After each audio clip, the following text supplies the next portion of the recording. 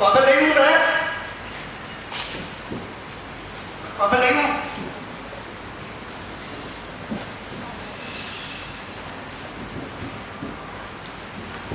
Schizophrenia, schizophrenia is a chronic and severe mental disorder that affects how a person thinks, feels, behaves. It is categorized by a range of symptoms. Psychosis, hallucination, illusions. Panshu, Papa.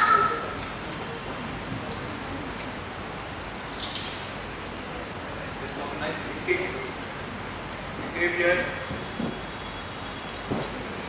Schizophrenia typically emerges in late adolescence or early adulthood. Can significantly impact a person's ability to function in daily life. पागल नहीं हूं मैं।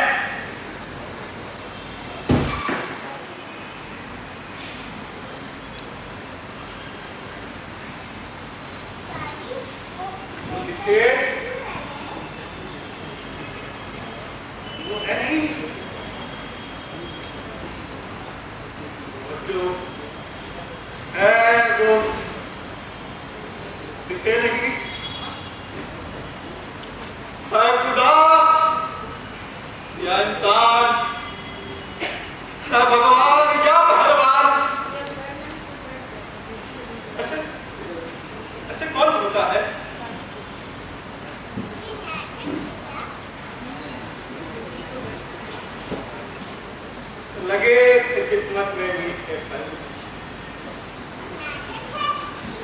सारे फल कौन होता है?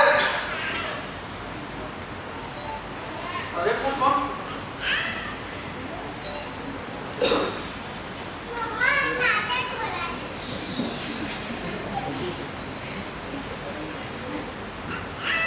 Mishra uncle explained something. When I was sad because of my 12th result, उन्होंने मेरी हेल्प की to come out of depression. He was a good psychiatrist. बस गुस्सा थोड़ा ज़्यादा था उनका, पर 15 साल पहले जो हुआ उसके बाद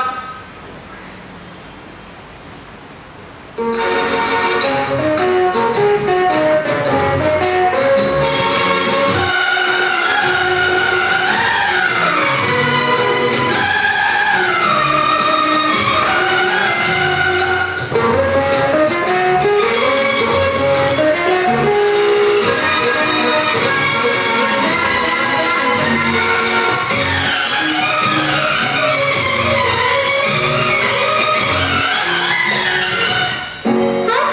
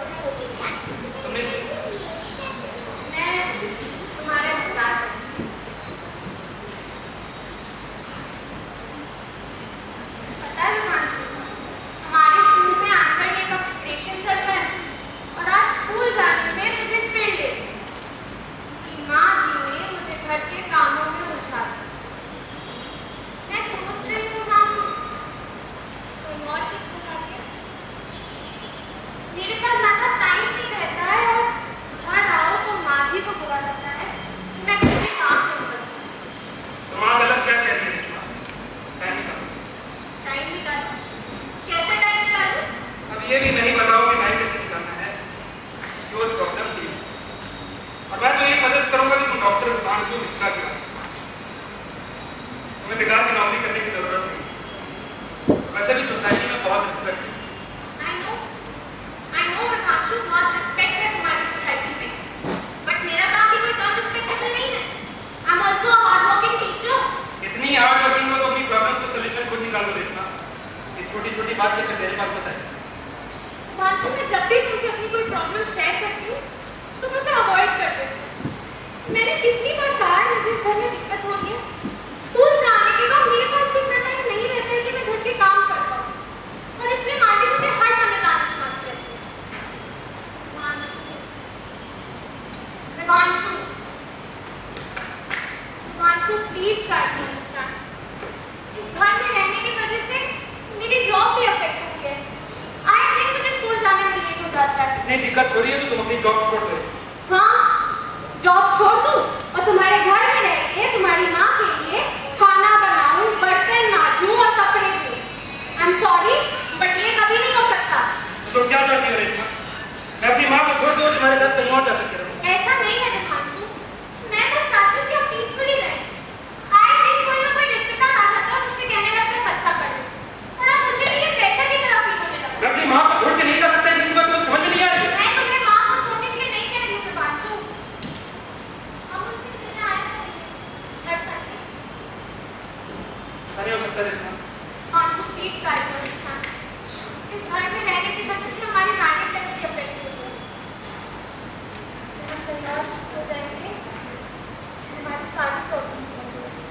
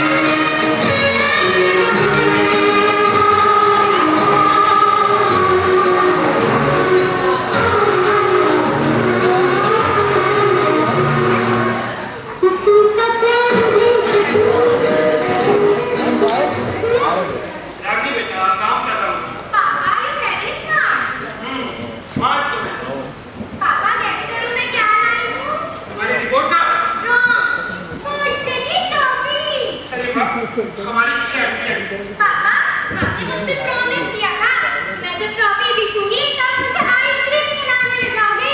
बिल्कुल, आइसक्रीम खाने तो हम चलेंगे, पर तुम्हारी मम्मा बोलेंगी कि आइसक्रीम खाने से तुम्हारी तबीयत खराब है। बीमार होके हॉस्पिटल मत जाना। हाँ तो दिक्कत क्या है? डॉक्टर तो मैं हूँ। पता है बेटा, इस घर की हेल्थ मिनिस्टर कोई और है। पापा, हेल्थ मिनिस्टर की बात तो सुननी चाहिए, पर कभी कभी तो आइसक्रीम खा ही सकते हैं ना। हाँ, कभी कभी तो आइसक्रीम खा ही सकते। बैठो तो, तुम्हारे पापा तो वही करेंगे जो तुम कहोगी, उनके लिए सब कुछ तुम ही हो। और वो भी क्यों ना, है ना? पापा, आज टीचर कह रही थी कि मैं क्लास आइंस्टाइन। आइंस्टाइन, मतलब मेरी गुड़िया रानी फिजिक्स में भी स्ट्रांग हो गई क्या? नहीं, उन्होंने बोला उसकी बात।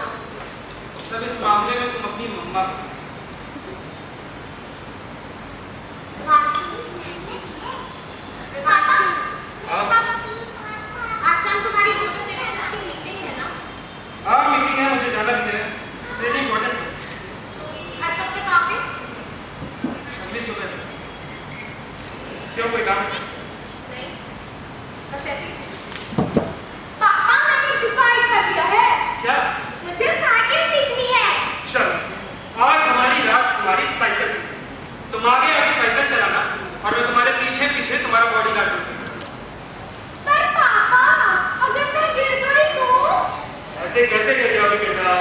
पापा है, पापा के होते हुए मेरी प्रिंसेस कैसे गिर जाएगी? और अगर गिर भी गई तो मैं तुम्हें उठा हमेशा। पापा चलो ना आइसक्रीम खाने चलते हैं, मम्मा को भी डॉक्टर क्या है? हाँ, डॉक्टर और पापा स्पॉन्सर। चल, अपनी मम्मा से भी पूछ लो अगर देखा।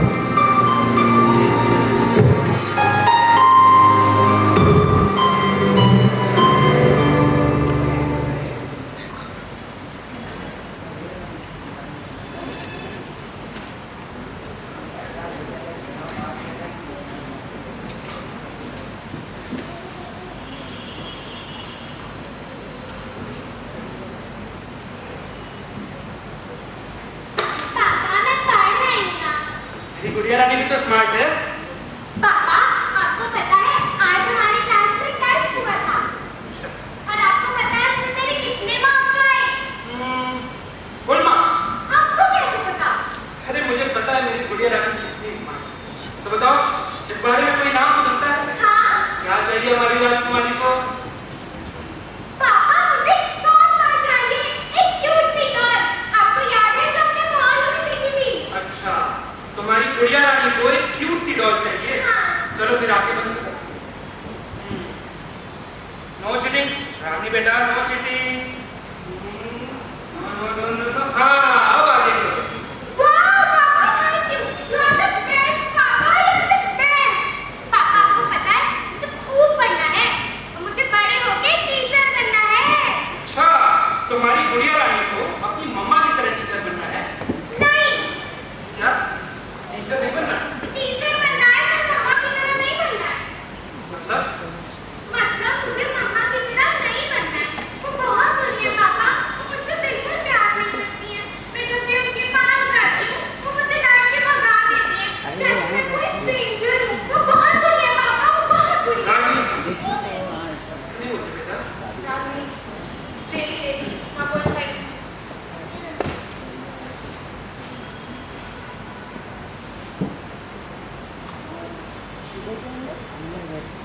रेशमा, तुम्हें अगर रागिनी का ख्याल नहीं रखना तो मुझे साफ साफ बता दो। मैं किसी अच्छी खेल पर दूंगा। फिर शुरू हो गए तुम। तुम्हें अपनी बेटी से ज्यादा दो बड़ी की नौकरी पहनी है। Mind your language Vibhanshu. भले ही तुमसे कम पैसे कमाती हूँ, तुम्हारी तरह पागलों के साथ टाइम पास नहीं करती। देखो, बेकार की बातों में मेरा टाइम वेस्ट मत करो। मुझे साफ साफ बताओ कि तुम वो नौकरी छोड़ोगी या मुझे। ये क्या पागल करना है? हाँ, अपनी बेटी के लिए केयर करना तुम्हारी नजर में पागल करने है रेशमा। मैं पागल ही हूँ ना। विभांशु, मैं ऐसा नहीं कर सकती। क्यों नहीं कर सकती? रागिनी 12 साल की है रेशमा। अगर उसे किसी चीज की सबसे ज्यादा जरूरत है तो वो है उसकी माँ। तुम अपनी दो कौड़ी की नौकरी की वजह से हमारी बेटी को इग्नोर कर रही हो। विभांशु, मैं नहीं छोड़ रही नौकरी। तो मुझे छोड़ दो। वैसे भी तुम्हारे जैसे पागल के साथ रहना मुश्किल है। रेशमा!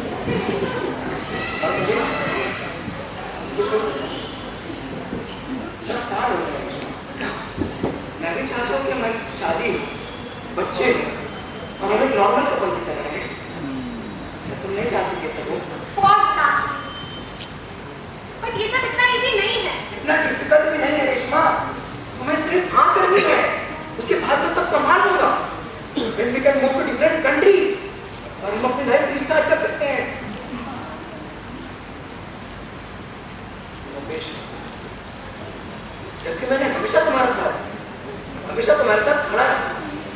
इसमें उस इंसान को ना ही तुम्हारी कदर है और ना ही वो तुमसे प्यार करता है। प्यार तो बहुत दूर की बात, वो तो तुम्हारी रिस्पेक्ट भी नहीं करता है। क्या उसने कभी तुम्हारे काम को समझा है? कभी तुम्हारे प्रोफेसर की रिस्पेक्ट की है? नहीं ना। You are a teacher, damn it, such respectable job. लेकिन उस मिश्रा को अपने डॉक्टर की डिग्री के आगे सब बेअकल लगते हैं। तुम्हारी छोड़ो, उसने तो कभी तुम्हारे पापा की भी इज्जत नहीं की है। और ऐसी कितनी चीजें गिनवाऊंगा तुम्हें। I don't know this.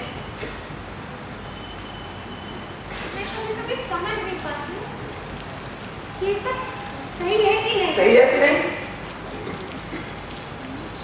इसमें गलत क्या है रेशमा?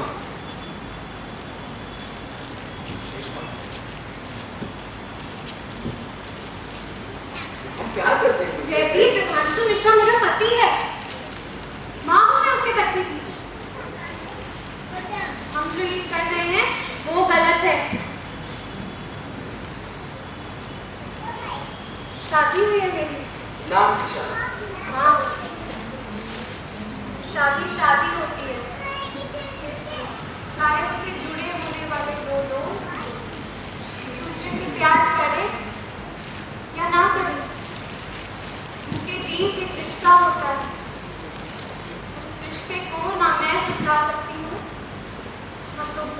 चिल्ला नहीं सकती, मेरे से घुट घुट के जी सकती हो। ये घुटन उस घुटन से कम है जो मुझे डिवोर्स के बाद झेलनी पड़ी, समाज के तानों की वजह से झेलनी पड़ी। और कोई यही कहेगा कि मैं अपनी शादी को नहीं बचा, अपने पति और अपने बच्चे को नहीं संभालती। तो क्या तुमने कोशिश नहीं की थी? याद है ना, आज से 7 साल पहले तुमने हमारा रिश्ता खत्म कर दिया था और अपनी शादी को एक और चांस दिया था, लेकिन क्या हुआ? बदला कुछ नहीं ना? न तब कुछ बदला था, न अब कुछ बदला है और न ही कुछ बदलने वाला है। इसमें उस इंसान को कोई फर्क नहीं पड़ता कि तुम इस शादी से खुश हो या नहीं। मैंने 10 साल तुम्हारा इंतजार किया और आगे भी करने के लिए रेडी हूँ, लेकिन अब ऐसे कुछ मुझे आधा अधूरा नहीं चाहिए। भाई छोड़ दो सुधांशु को और शादी करो। रिस्पॉन्स नहीं और चले जाएंगे किसी और से, किसी और दुनिया, किसी और जहाँ से मैं आपको जमा कर देगा, जमा कर देगा।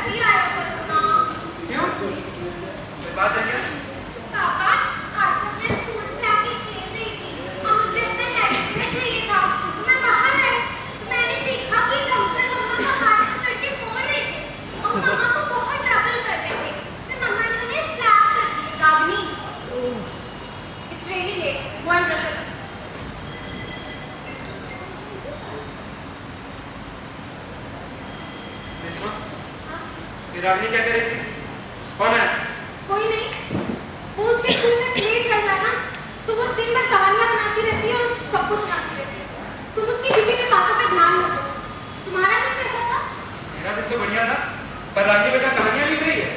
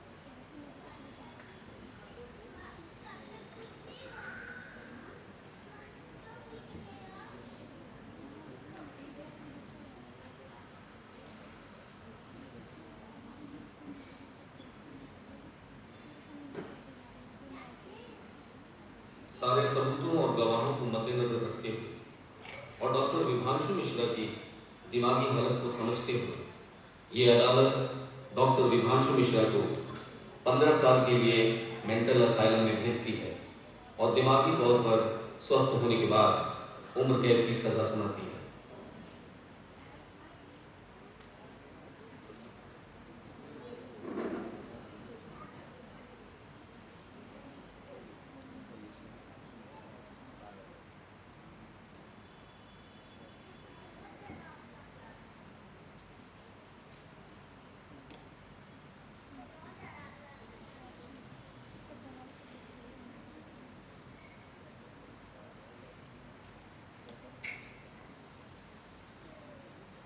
रागिनी 12 साल की थी, खुश रहती थी,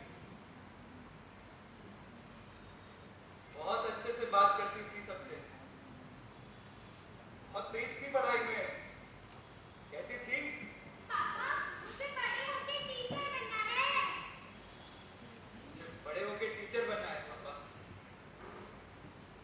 मैंने रागिनी को शहर के सबसे बड़े स्कूल में भेजा था,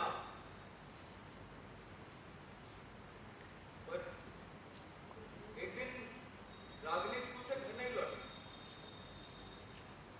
काफी टाइम हो गया था।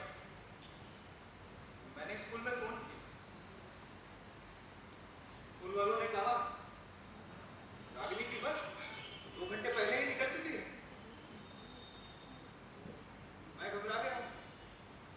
मैं घबरा गया और रागिनी को ढूंढने निकला। मुझे रास्ते में रागिनी की बस दिखी। बस में सारे बच्चे थे पर रागिनी नहीं थी। रागिनी नहीं थी। बिना देख के मैं स्कूल गया। एक कोना ढूंढा, एक क्लासरूम देखा, पर रागिनी नहीं मिली। मैं तुरंत पुलिस स्टेशन गया। रागिनी की मिसिंग रिपोर्ट लिखवाई।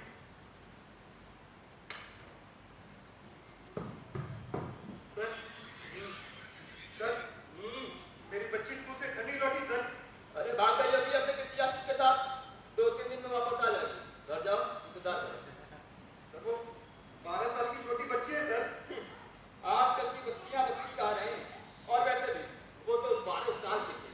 घर जाओ, वो आ जाएगी। मासूम सी बच्ची है सर। इस शहर में कहाँ होगी सर? प्लीज मेरी बेटी को ढूंढ दीजिए सर।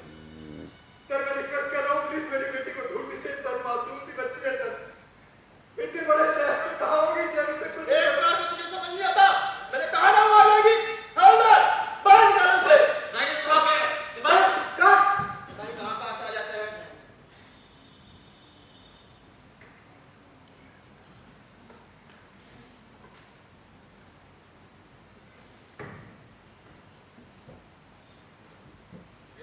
दिन हो गए।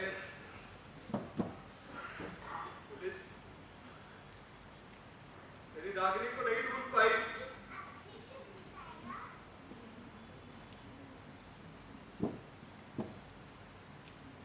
बारहवें दिन पुलिस ने उसे ढूंढ लिया।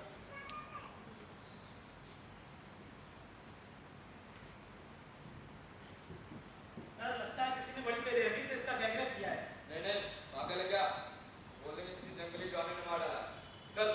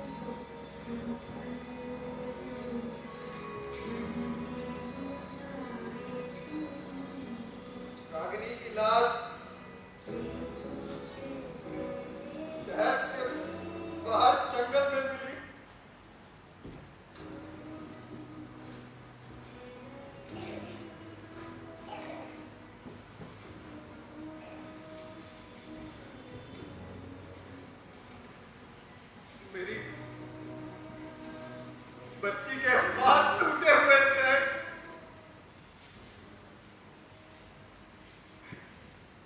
उसके बाल को किसी ने नोचा था।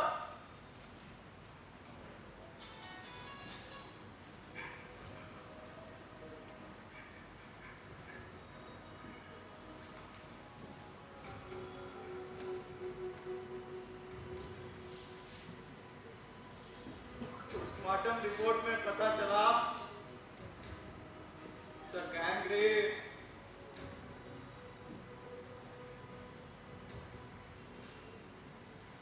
तीन तरीकों ने मिलकर किया है मेरी मासूम सी बच्ची का रेप।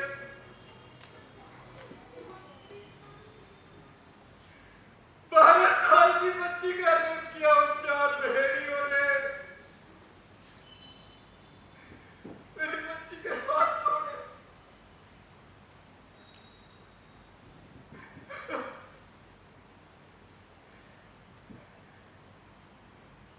क्या बिगाड़ा था मेरी बच्ची ने किसी का? किस बात की सजा मिली मेरी मासूम सी बच्ची को?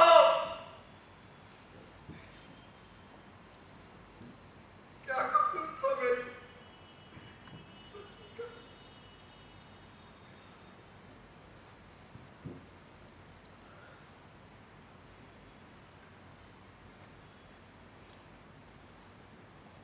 रागिनी,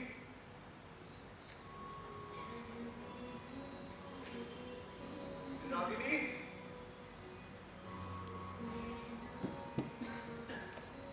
रागिनी तू रो क्यों रही है बेटा?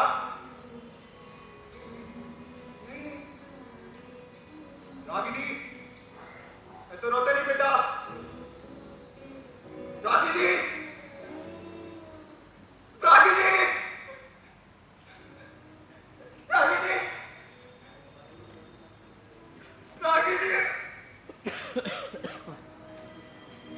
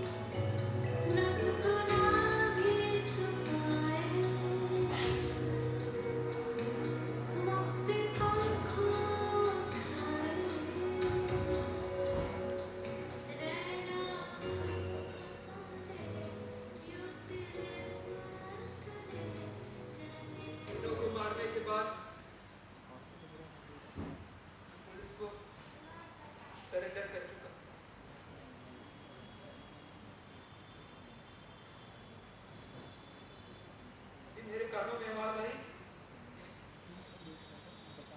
कोई और था, कोई और था। तीनों के अलावा कोई और भी था, कोई और भी था, कोई और भी था।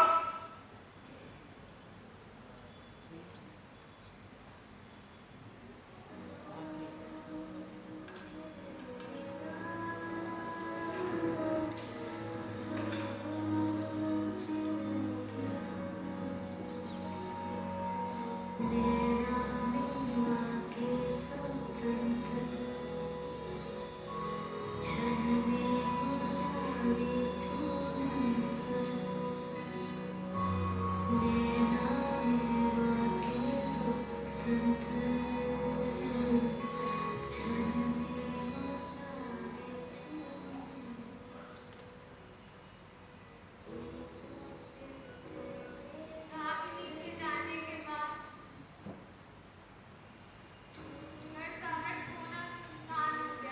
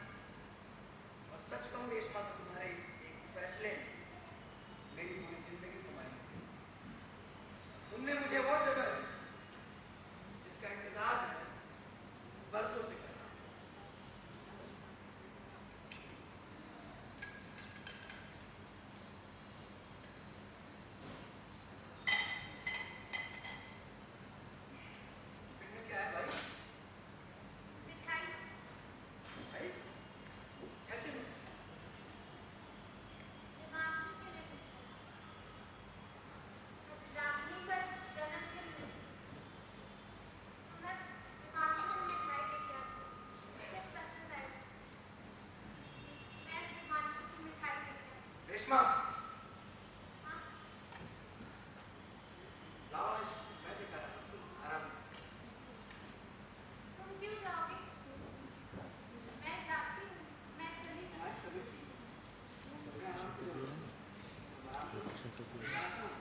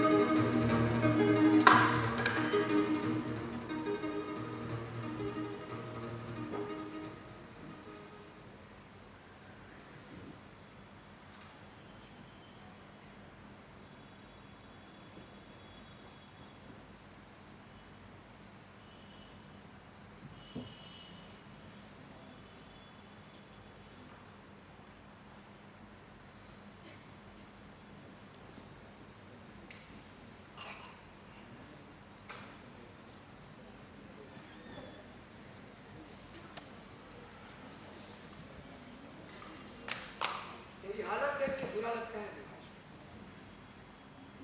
आखिर क्या कुछ नहीं है तेरे पास? घर, गाड़ी, बंगला, पैसा, रुपया, दौलत, दौलत, और इन सब में सबसे प्यारी चीज तेरी रेशमा। 10 साल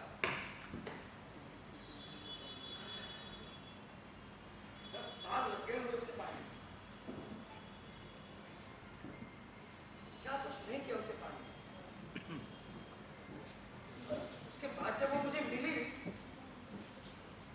कैसी हालत, कहीं खोई खोई से, काले बादल से बनी उसकी जुल्फें, अब वो संवारना भूल गई। चमकते तारों जैसे उसकी आंखें खाली खाली सी। मैं जब भी उसके सामने खड़ा होता हूँ मुझे देख नहीं पाती, जैसे लगता है किसी और ही दुनिया में खो गई। क्या कुछ नहीं किया उसे पाने के लिए मैंने। हमेशा उसका साथ दिया, हर परेशानी में, हर दुख में, हर प्रॉब्लम में, लेकिन आज 15 साल बाद भी ये विभांशु की मनपसंद मिठाई।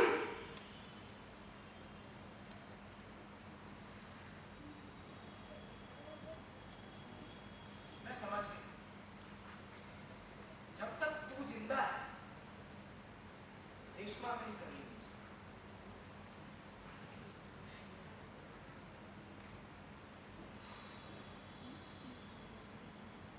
उस दिन देखा था मैंने रागिनी को, 4 गुंडों ने उसे तेरे घर से उठाया।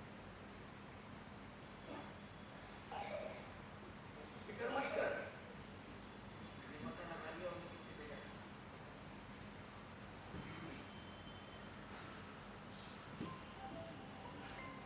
जानना चाहता है तो किसने भेजा था उन्हें? जानना चाहता है, जानना चाहता है।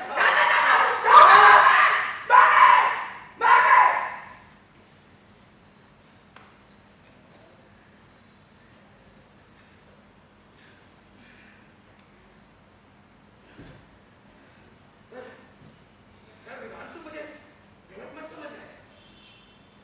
मैंने रागिनी का किडनैप सिर्फ तुझे ब्लैकमेल करने के लिए करवाया।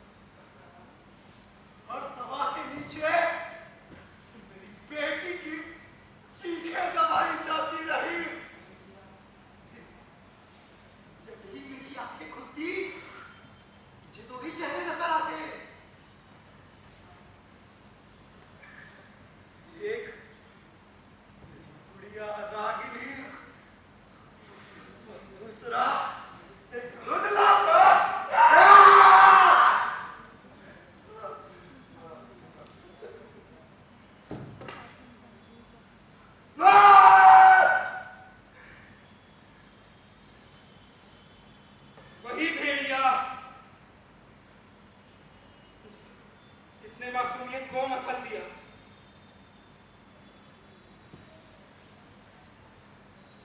और संविधान के नीचे अपना मुंह पोंछ लिया। कहते थे संयम रखो, इंसाफ मिलेगा। इंसाफ निर्भया को मिला। दिल्ली जल उठी थी और अदालतें ठंडी थी। कोलकाता में स्कूल से लौटती बच्ची, उसकी लाश मिली और बात बदल दिया गया। हाथरस की बेटी की चिता रात में जलाई गई क्योंकि शासन की नींद न टूटे। और ना जहां बेटी को जिंदा जला दिया गया क्योंकि आरोपी सम्मानित था। मैं कोई संत नहीं, ना ही कोई मसीहा। मैं एक बाप हूं और जब इस समाज के मंदिर में एक बेटी की लाश चढ़ाई जाती है तो उसका बाप राम नहीं रौद्र बनता है।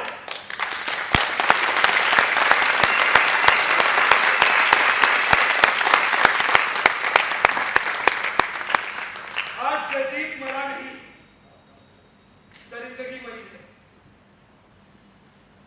और मैं खुश हूं क्योंकि आज पहली बार मैं अपनी बेटी की आंखों में शांति देख सकता हूं। अगर इस देश को हर बार एक विभाजन चाहिए तब जाकर न्याय जागता है तो सुन लो, हर बात को चुप रहना बंद करना होगा। हर भाई को, हर मां को, हर इंसान को राक्षस के गले तक जाना होगा क्योंकि अगर इंसाफ कानून से नहीं आया तो वो लहू से आएगा। बस आज के लिए मैंने अपना दुख नहीं पूरा युग निचोड़ दिया है। और अगर इतिहास फिर दोहराया गया तो कोई विभ्रांति नहीं, कोई गुड़िया ही लाकर की छाती चीर देगी। मैं विभ्रांति नहीं, मैं हर उस बाप की चीख हूं जिसकी बेटी को यह समाज चुपचाप खो चुका है।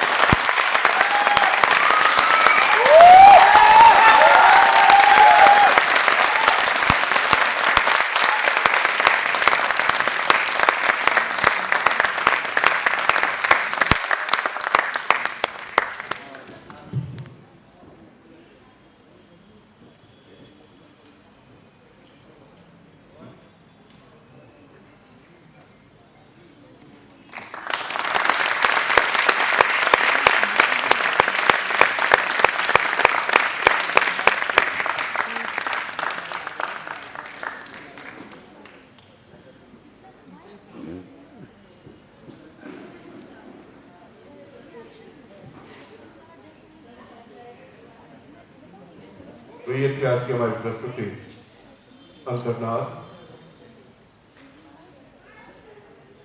भूमिका से पत्र इस प्रकार है। ओल्ड विभांशु मयंक कुमार, यंग विभांशु यशवर्धन दुबे, रेशमा आद्या मोहनानी, रागी रिदम सूर्यवंशी, जयदीप आकाश यादव,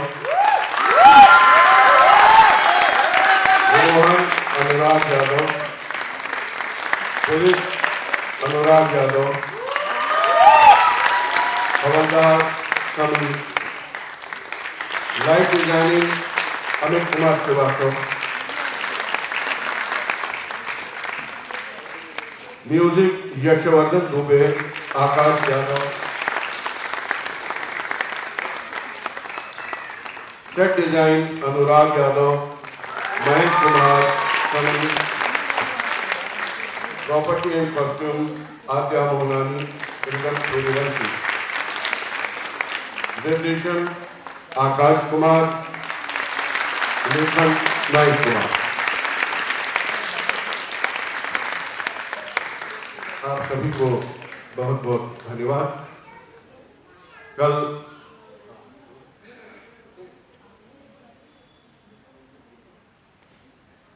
विनीत और रितेश दो नाम इसमें नहीं थे, तो विनीत और रितेश कल ये दोनों के नाम रह गए थे।